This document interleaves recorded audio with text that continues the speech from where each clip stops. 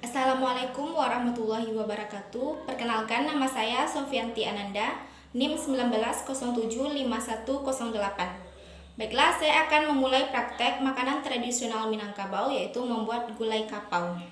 Bahan-bahannya yaitu nangka muda setengah gelas, rebung setengah gelas, kacang panjang setengah gelas, dan 10 lembar lobak singgalang.